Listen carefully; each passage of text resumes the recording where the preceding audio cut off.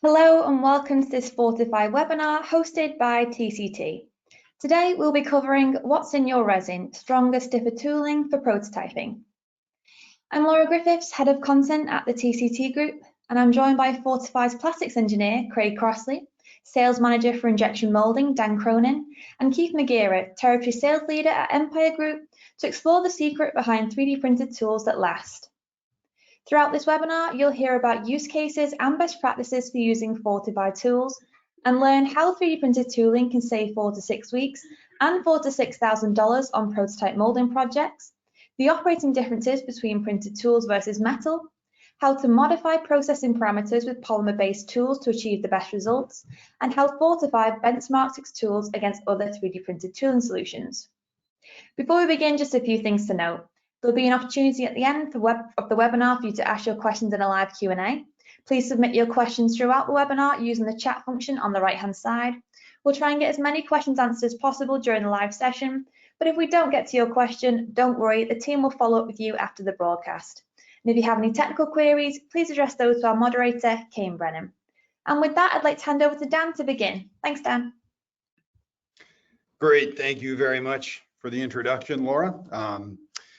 So what we'd like to talk about today is stronger, stiffer 3D printed prototype tooling, which allows for some key operating advantages when compared to aluminum or traditional soft tooling.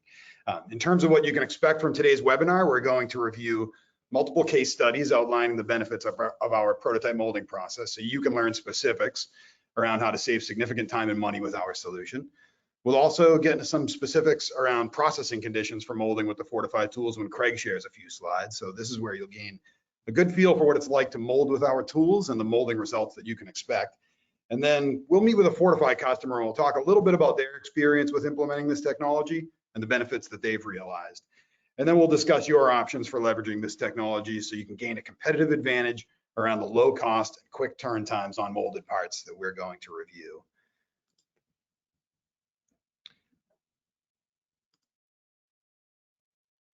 But first, a little bit about Fortify. We are a young company, so we'd like to take a moment to review our background and progress we've made so far in the additive space. We spun out of materials research at Northeastern University in Boston in 2016. You'll notice that we've hit some key milestones, including a Series A and B funding rounds, as well as our product launch dates, which you can see listed on the left side of your screen. The FLUX ONE 3D printer is specified for injection mold tooling, which is the topic of this talk, and that printer was released in September of 2020. We've drawn global interest from the additive manufacturing community, as well as the global funding community. Excuse me.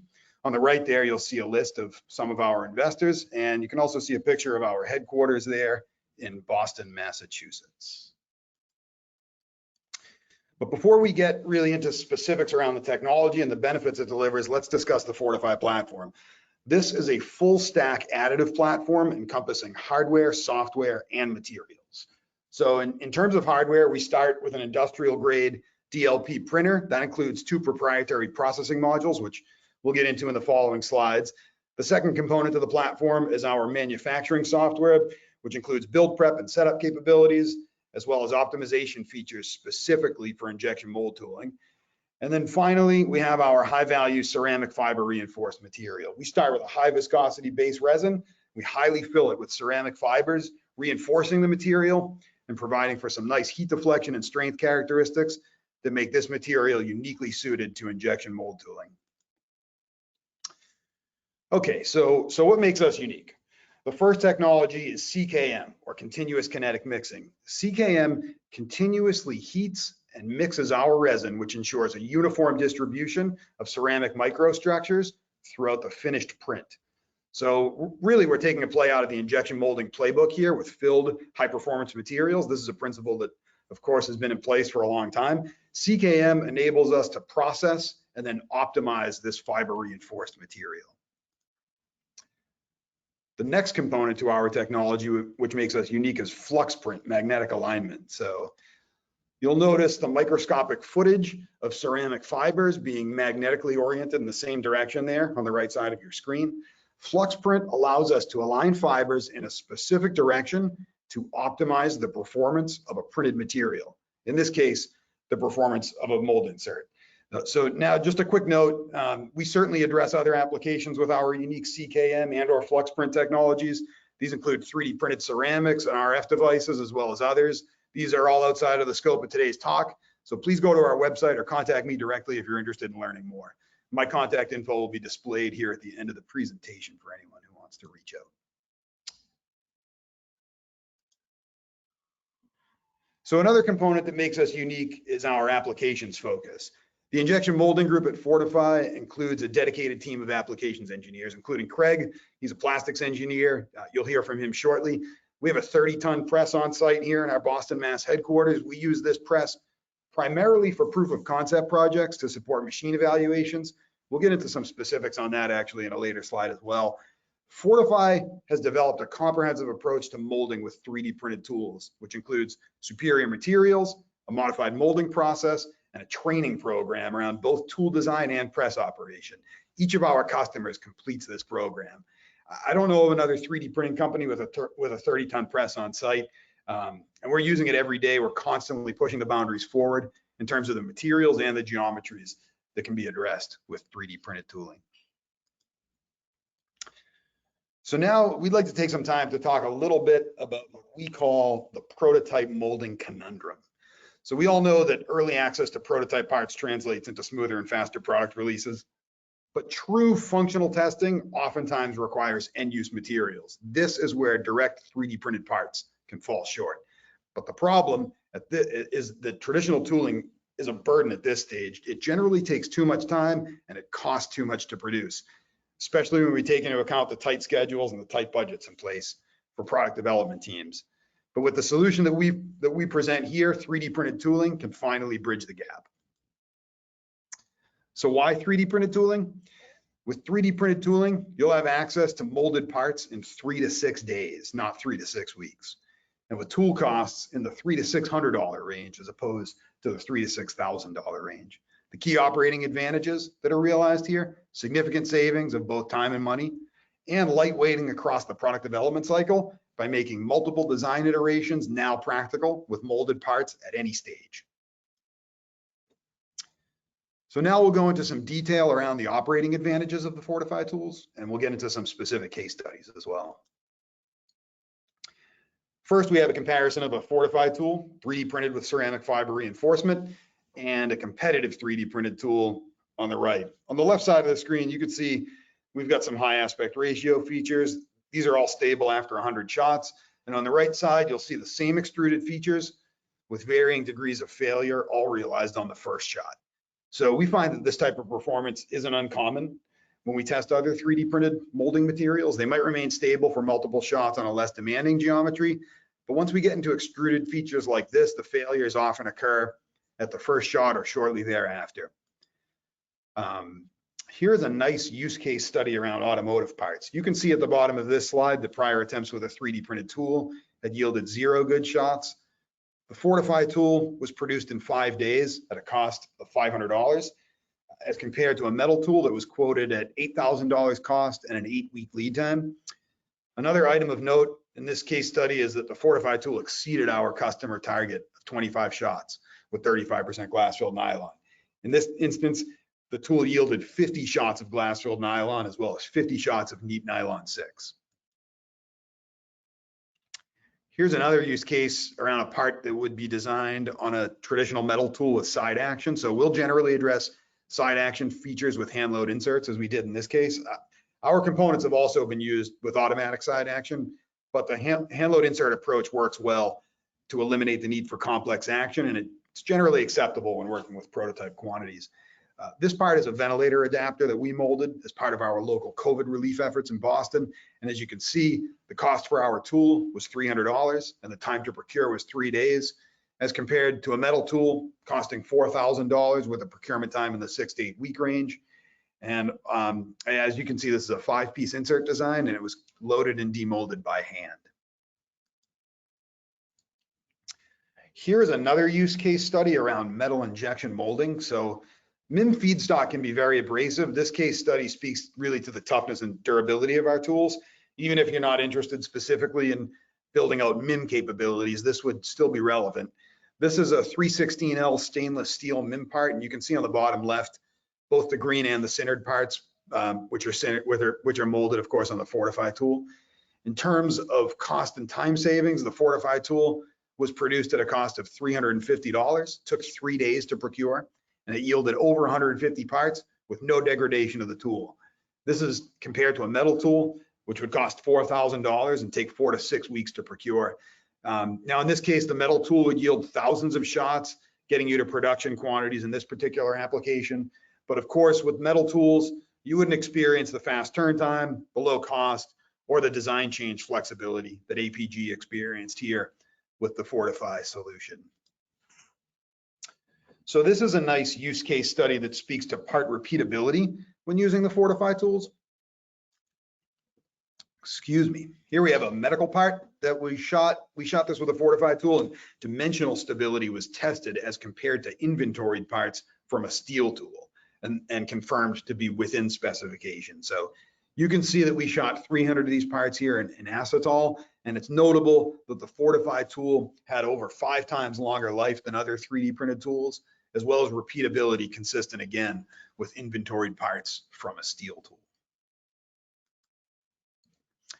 This is a nice use case around textured molds or logos that you might add to the surface of a part. This type of texture would require EDM as an expensive secondary step when using conventional metal tooling, but with additive, we simply include it in the mold design. You can see here that the Fortify tool was produced at a cost of $150, and it took about 8 hours to procure. And the quotes from both 3D Hubs and Protomold were in the 10K cost range, with procurement times in the 2 to 4 week range.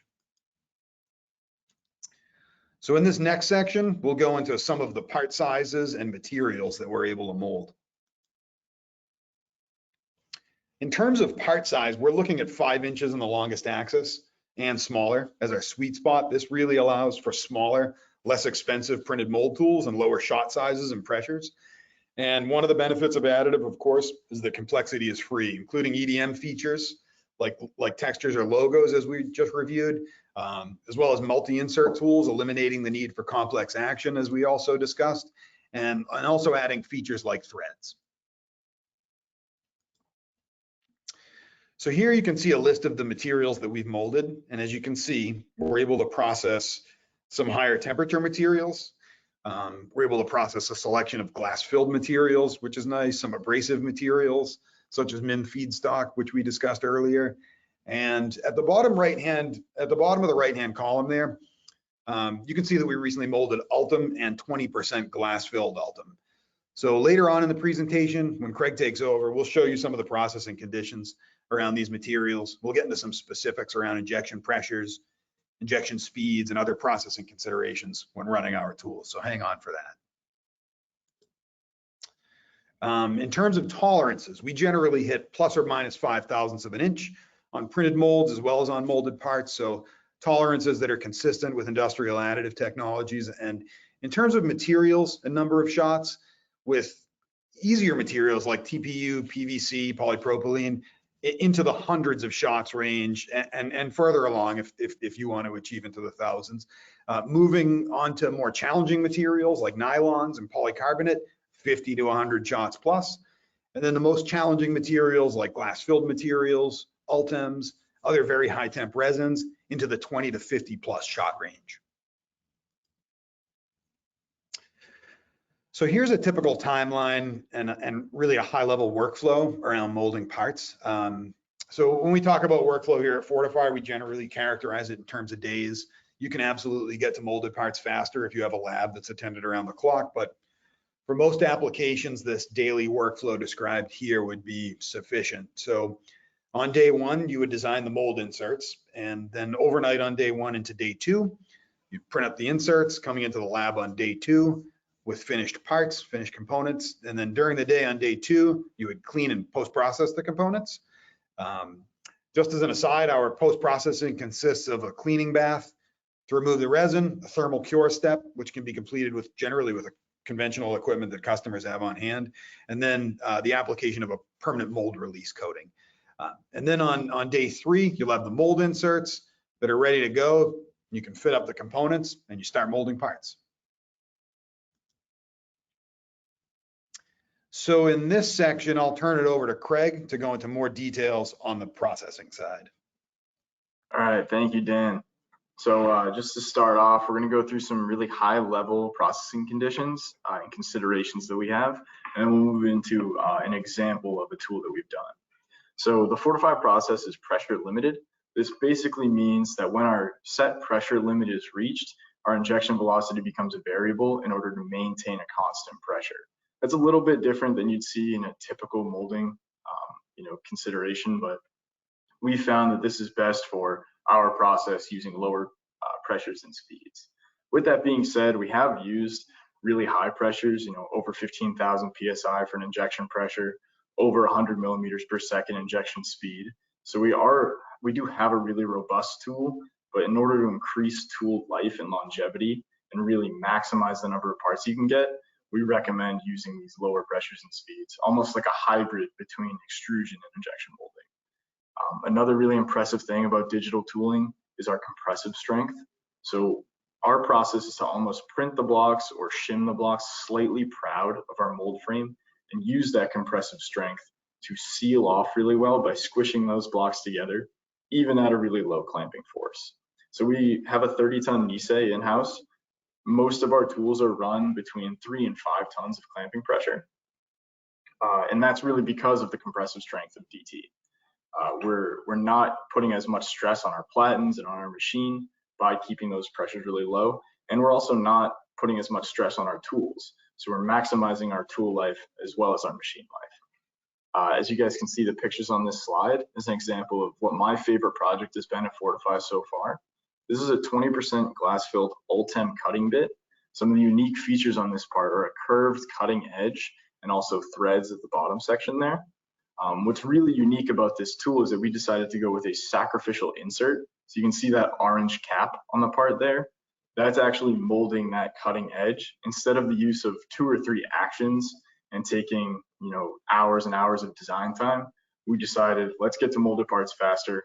Let's make a sacrificial insert that you just kind of smack with a hammer. And we're talking about a few cents, maybe a couple dollars worth of resin, as opposed to thousands of dollars and weeks of lead time to make this out of an aluminum tool. This also shows off the high requirement materials we can run. This was processed at over 760 degrees Fahrenheit, as well as an injection pressure of over 10,000 PSI and a fill speed of about 0.37 seconds. So this is a really good tool that we're going to use to go through an example timeline, as well as an example tool build cost. So if we move on to the next slide. Okay, so in this scenario, the company has their own tooling engineer. They do have their own mold building department, but that's reserved for production tools only. So they're outsourcing this aluminum tool build.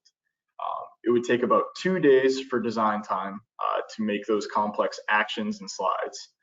And then a really aggressive timeline would be 1 day contacting with your purchasing department to get a PO kicked off. And then about 3.5 to 4 weeks of a build. Generally, with an aluminum tool running Ultem with this complexity, you're looking at probably closer to that 6-week range. But I wanted to be able to show with aluminum's best foot forward at a 3 or 4 week lead time, we're still beating that by three or 4 times. If you move down below, you'll see what our process looks like. As Dan mentioned earlier, our mold design is about 2 to 3 hours with that sacrificial insert. We're printing that night. We're coming in Tuesday morning, doing our cleaning, post cures, doing our thermal bake overnight. And when we're coming in Wednesday, we're ready to mold.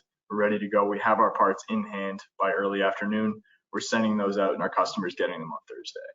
So if you need the multiple iterations, like many people do in the product development cycle, that aluminum tool build becomes from 4 weeks to 8 weeks to 12 weeks. And you can really only make slight changes by taking away a little metal here and there.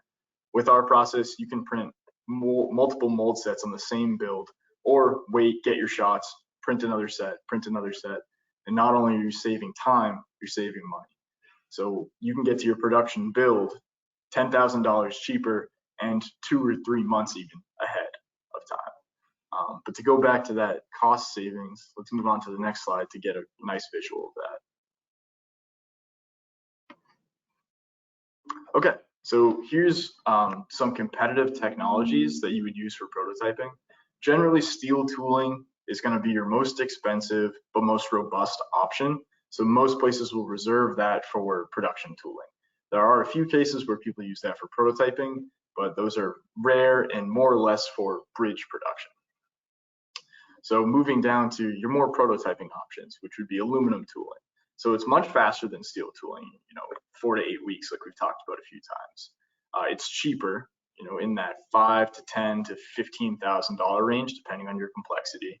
But your limited design changes are still there. So you can take away a little bit of metal here and there, but you're really not able to iterate on your design. So if you're ready to go to, say, 10,000 to 50,000 parts, that might be a good option. But if you're looking at 10 to 100, maybe 1,000 or a couple thousand parts, you probably don't want to spend 10 grand and wait 2 months in order to get that. Right now, what most people turn to is sacrificing their end use material, sacrificing any DFM, and sacrificing your end use process and going to either a 3D printing service or in-house 3D printing. So this is a good option if you're really early on and you just want to get the feel of your product instead of actually getting any functional testing. Because you do have to make sacrifices. Your molding material is not going to be available in a 3D printed part, as well as if you need 50 or 100 parts, you're going to be waiting weeks in order to get a 3D printer to have enough of those. As well as you're not doing any DFM work. So in our example part, we cut out half of that by not having to design in those slides. But on many other parts that we run through, you're doing all of your DFM early and you're getting to your production tool build weeks and weeks ahead of time. So that brings us down to Fortify tooling. Like I mentioned earlier, it's only about $300 per mold set of that size, and you almost have unlimited iterations. You can do 2 tools per build, you can do 2 builds per week if you want to. So we're talking about in 7 weeks, like it would take to get this aluminum tool done, you could do 14, 15, maybe even 16 iterations, each at the cost of $300. So we're talking about, for the same price, you're getting almost 14 or 15 tools built than you would for an aluminum tool, as well as being able to iterate multiple times very quickly. So in product development, many people say that time is just as important, if not more important than money. But with Fortify tooling, not only are you saving time, you're also saving money. So it's really the best of both worlds, as well as getting a functional prototype in your end use material, doing some process development, and getting everything done quickly and efficiently. So let's move on to some more technical details and talk a little bit more about our applications depth on the next slide. Okay, so this is our materials processing guide. So all of these materials have been qualified on our tools. This means that our applications and engineering team have gone through 5 different molds of varying complexity in order to get not quite a bracketed list of conditions, but more starting points. So if you're doing something really simple, say a gear, you would start here on the lower ends of pressures, lower ends of speeds. So you're going to be on the high recommended fill time and high cooling times because of your thick walls. So if you're doing something kind of like that cutting bit, you'd be more in the middle for each of these materials. It's got some complex features, but no real thin walls, no ribs, no bosses. So you're not super worried about getting a really packed out thin walled area. As opposed to, say, our test feature, which has some thin ribs, it has a few really high aspect ratio core features. So we don't want to deflect those. So we're going to go low speed, but high pressure in order to really fill out those thin walls. We do include fill time and injection speed. That's because depending on what machine you're on, your fill speed is going to be correlated with your injection speed. So we run a 19 millimeter screw on our Nisei.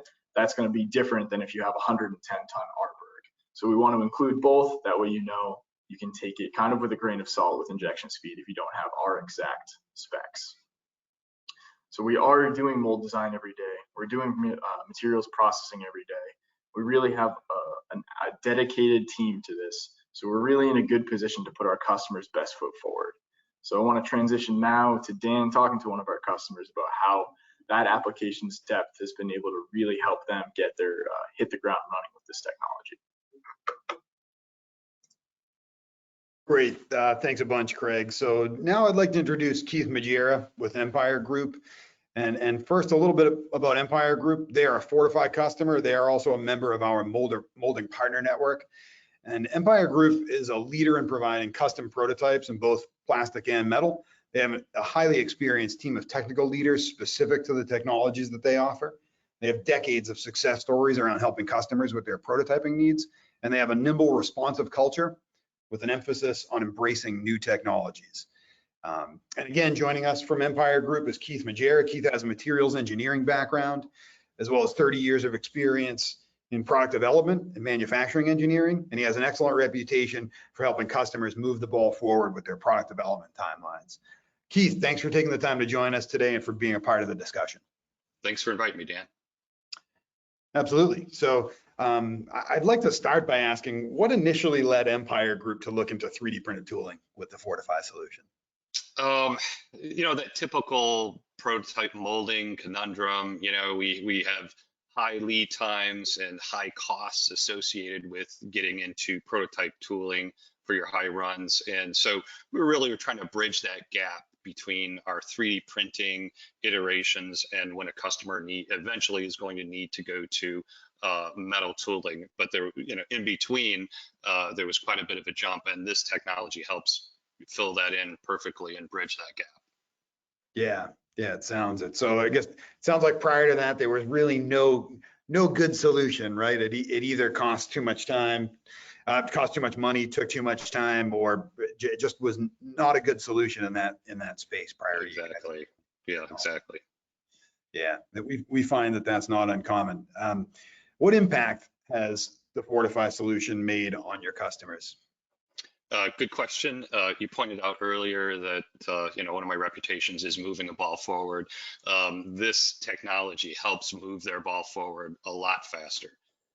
It gives them flexibility to better envision their final part and test their final part long before they were able to beforehand.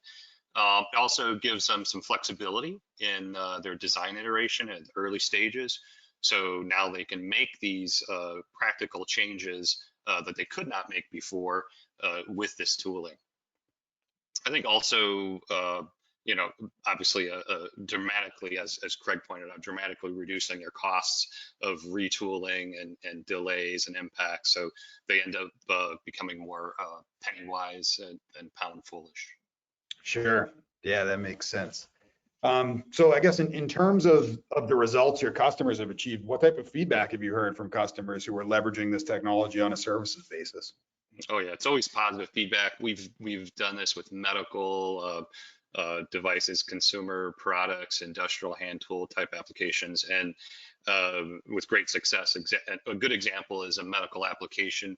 We have been 3D printing their prototypes. It's been going along very well. There have been design iterations, but the problem they will eventually face is when they go for FDA testing and approval, they have to then produce the part in the final material. So now we've introduced this technology where they can transition from 3D printing to final material injection molded part, with also the use of overmolded inserts that they couldn't use in the 3D printing technology. And now they've got prototypes for FDA approval testing, and they have not yet transitioned into the cost and delays associated with the metal tooling. Nice. That's awesome. That's a great example, and it's great to hear, Keith. So once again, we'd like to thank Keith and the Empire Group for joining us and sharing their firsthand insights on how they're leveraging the Fortify technology to help their customers gain a competitive advantage. Yeah, thank you. Yeah, thank you, Keith. And speaking of a competitive advantage, this is a wonderful document, the Fortify Best Practices Guide.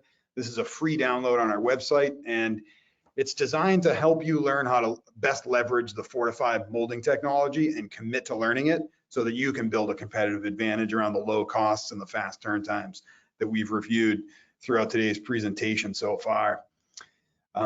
We also have, as a free download on our website, the Fortify Quick Turn Molding ROI Calculator. This is a great, very useful document. It's an Excel format document. You can input your own numbers around current prototype tooling costs, and you'll be able to determine your annual savings and establish a business case around implementing this technology in your shop. Just as an aside, I'm happy to take some time to fill this out together with you if that's of interest. My contact info, again, will be displayed at the end. Please feel free to reach out anytime if you'd like to schedule a review of this quick turn molding calculator or the best practices guide. Happy to do that. And really the best way to learn this process and to most effectively leverage this technology is the Fortify onboarding program. The onboarding program is designed as a proof of concept project for molders with an ongoing need for fast turn tooling. And throughout this program, we'll work side by side with you through one complete molding project with a primary focus on the transfer of key operating knowledge. So throughout this program, you'll work closely with Craig Crossley and other members of our injection molding applications group from start to finish. We start with a CAD analysis to help with part selection, gives you a good idea of what our process addresses. And then once we select a part, we'll support you through mold design and onto the printing and molding of parts. And this project concludes with a visit to our Boston, Mass facility, where we'll take you step by step through the full printing workflow, and then we'll mold parts on our press with a focus again on transferring all of the key processing, all the key process engineering knowledge really that is essential for success in this application. And it includes full engineering support through the complete molding project. It's a low risk, low cost method for validating that this technology works on your parts. At the onset of this project, we deliver a proposal, and that includes agreed upon performance and results, and you'll learn a ton, and you'll have your very own parts molded with our process for your evaluation at the conclusion of the project. It's really, really valuable project, and we're happy to execute it. If you guys have any more interest, again, my contact info will be displayed at the end. And now we'd like to hand it off to Laura. She's going to moderate the Q&A portion of today's presentation. Thank you very much, Dan, and thank you to Craig and Keith as well for your presentations and Q&A. And thank you all for your attention so far. We're going to move on to the Q&A section now. And we've already had a lot of good questions come through, but please continue to send those in as we go on. Remember, if we don't manage to get to your question here, then the Fortify team will follow up with you after the session. So I think if we can get everybody back on, let's start with this question. First, we have, what is the highest quantity of parts you can get off a single tool? And I'll pass that one to Craig, I think. Yeah, so that's an awesome question because it's really unique to every part that we get.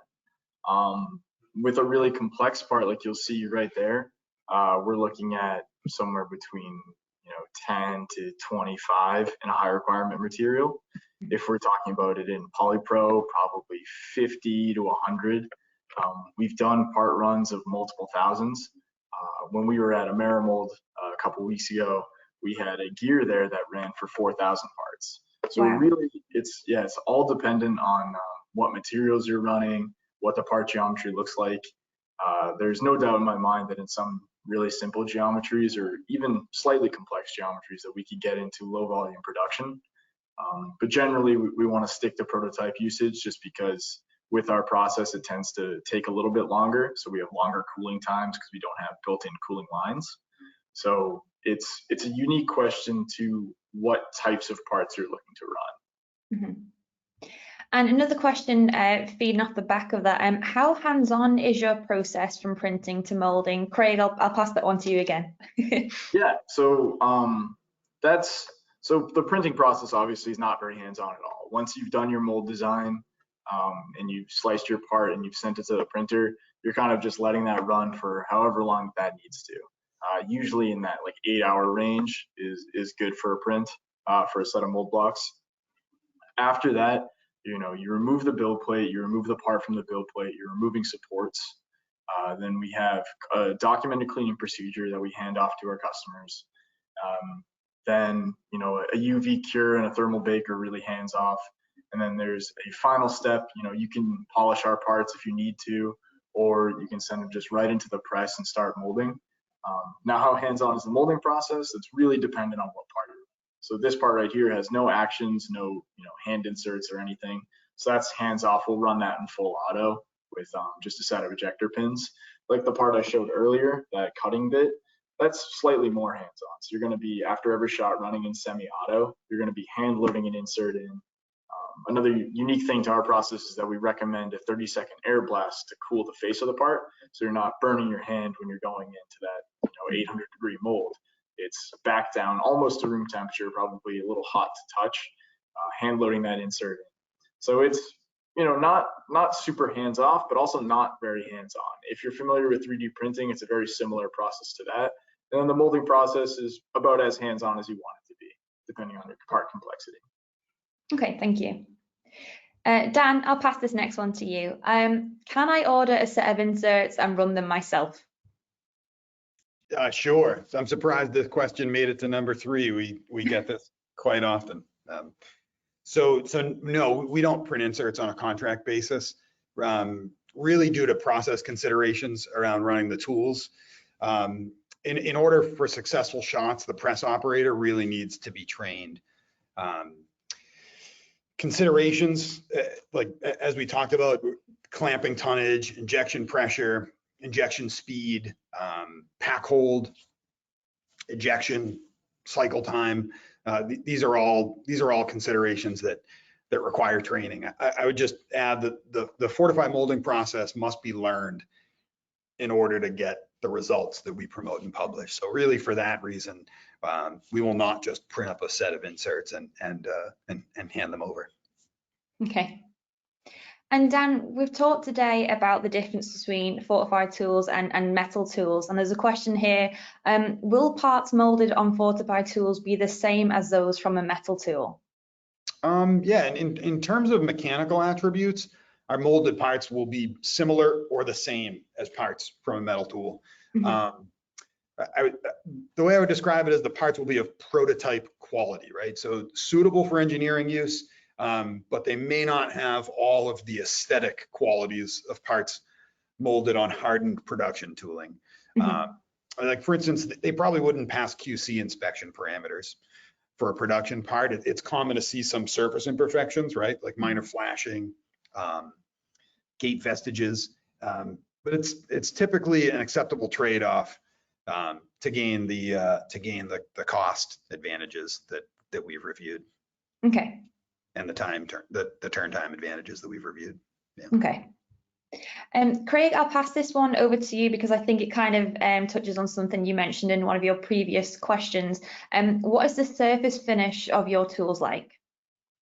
Yeah, so if you're familiar with the DLP printing process, it's going to look like that. So there's some like hints of layer lines.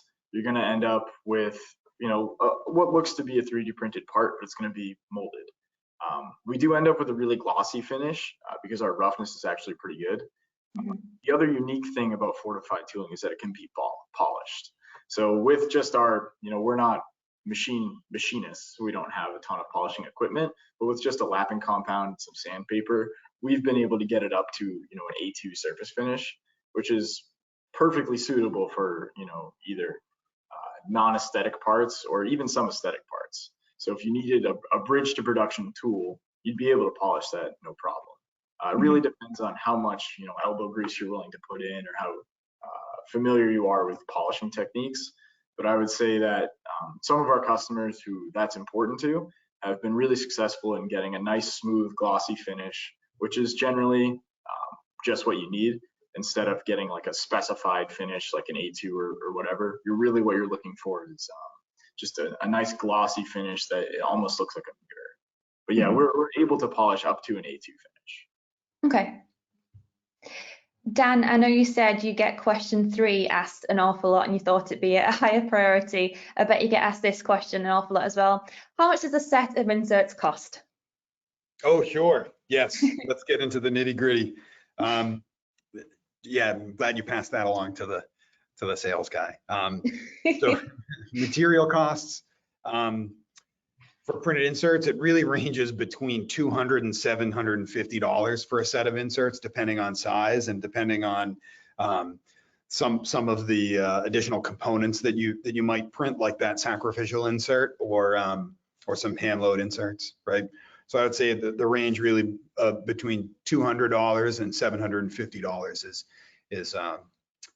is where you'll be for a set of inserts. From a materials cost standpoint, our material, the DT Plus material, is $500 a liter. And almost all molds in our sweet spot of 5 inches or less in the longest axis for the finished part use less than 1.5 liters of material. Okay, thank you very much. Sure. Craig, back to you. What design changes do you have to make from your tools to production tools? Oh, so that's kind of an interesting question there. It really depends.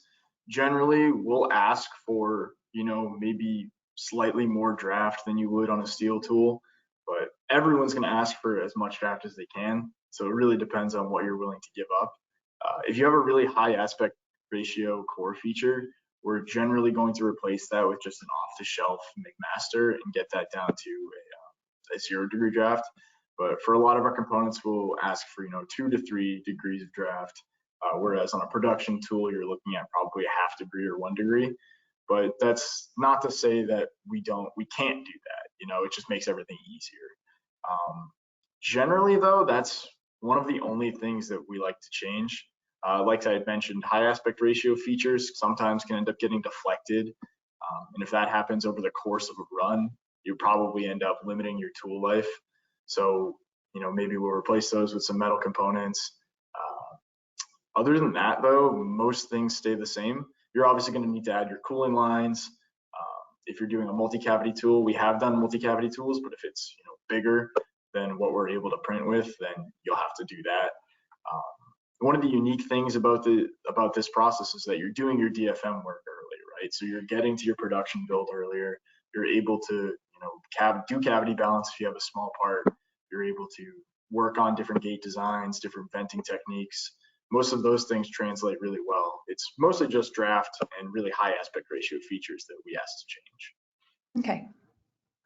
We've got time for just a few more questions, so I just want to remind the audience, if you do have a question, to add it into the question box. The next two, actually, I'm going to sort of merge them together.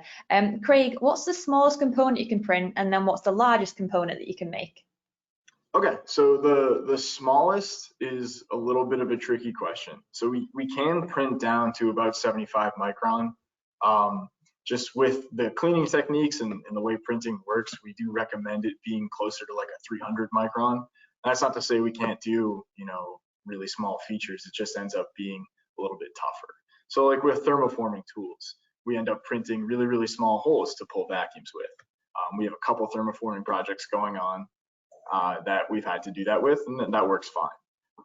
But generally in injection molding, we go to that 300 micron. We're able to do 2 millimeter thick walls or 1 millimeter thick walls without too much of an issue.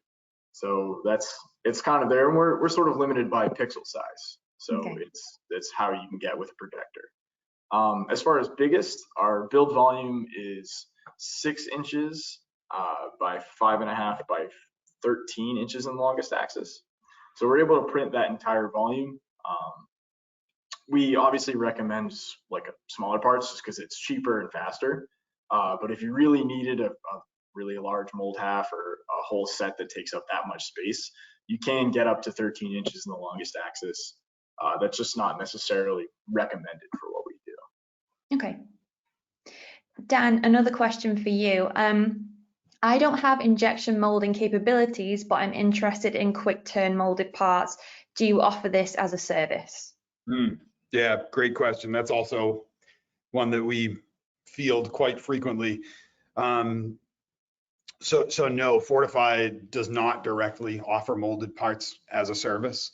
We're in the process of building out our molding partner network. You heard from Keith at Empire Group earlier. This network consists of industry recognized names, really, like Empire Group and others.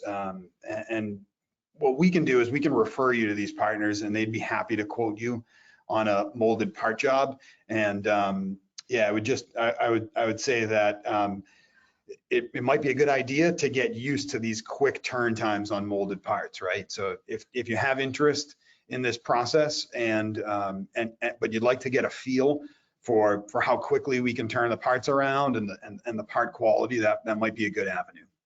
Okay. Yeah.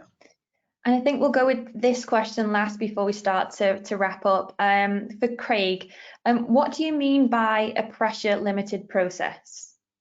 Okay, Yeah, that's a really good question. We still have a few minutes left. So Dan, can you actually go back to our materials processing slide? Sure. Thank you.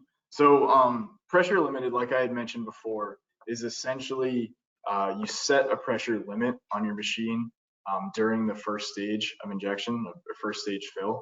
So once you hit that, you're at a constant pressure but varying speed. Generally in like traditional injection molding, which is where my background is from, you would just set an injection pressure, set a speed, and then you're using that constant speed the whole time. Because you're not too worried about, breaking off any features or anything. You're mostly just slamming plastic into the mold as quickly as possible, doing your process development, and then moving on to the next one. Because in molding, the machine uptime is way more important than anything else. So you're doing everything as quickly as possible, just running through as many molds as you can. Our process is different. There's some information that would tell you that using a variable speed process might give you less process control overall, which is really important if you're making millions of parts. If you're making 50 while you're standing there, that's really not too much of an issue. Even if you're making a couple thousand, you're going to be there the whole time, so that's not a super important problem. And actually, low pressure molding is something that's been catching on quite a bit lately because it actually decreases the amount of sink you get, decreases a lot of other molding defects. Generally, the defects we see, like Dan's talked about, would be slight flash when inserts fit up, but we don't see any of your traditional ones. We don't see any jetting. We hardly see any warp. We don't see really any sink at all. But pressure limited is, like I said, it's where your pressure is your constant and your variable is the speed, and that's what we see here. So when we say 2000 psi injection pressure, we're not injecting at 2000 psi off the bat. That's a limit that we set. So we set a speed, say it's 5 millimeters per second. You might not hit that pressure until you're already halfway through your shot, but then for the rest of that shot, you're at a constant pressure. So your screw keeps going beyond hitting your pressure limit. So it's like a time variation process instead of a pressure related one. So like many machines will go, you set your pressure to 20,000 psi, and if you hit that, something's wrong, so you stop injecting. With ours, you hit that, something's right, and you keep going. And that's the way we run our process. The tools can be run differently. Like I said before, we can run up to 15,000 psi, but if you want the best results with the best parts, we really recommend going with what we know and what we do, because we have years of experience on our team. Over 10 years of experience for a really young team means that we have a lot of experience with doing Fortify tooling. So this is what we know. This is what we do every day. And it's really easy to learn, actually. I learned it in about a week and a half. It takes it's really important to have an open mind when you're learning any new technologies. So going in with a processing background, all it takes is for you to have an open mind, willing to learn, and you pick it up really quickly.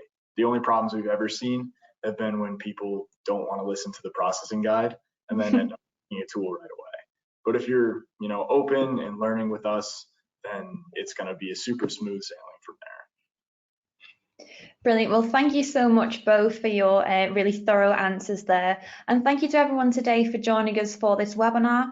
The session will be available on demand within the next couple of days, so you'll be sent a link to access that in your email in case you want to recap on anything you've seen or heard in today's session. There'll also be a short survey coming your way, and we'd really appreciate you spending a couple of minutes just completing this after the session is closed. But Dan, are there any final thoughts you'd like to leave our attendees with today? Yeah, first we'd like to thank everyone who took the time to join us today or to view the recording. Here are some next steps.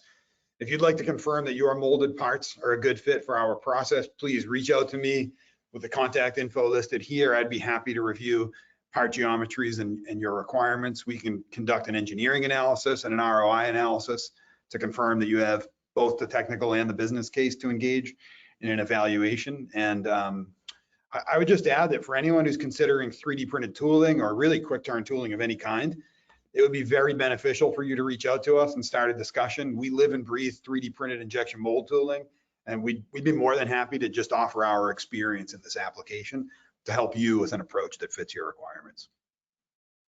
Great. Well, thanks very much, Dan. And just to echo what Dan has said, thank you all again for your attendance today. And we hope you'll join us again soon for another TCT hosted webinar. Thanks very much. Bye, everyone. Thank you.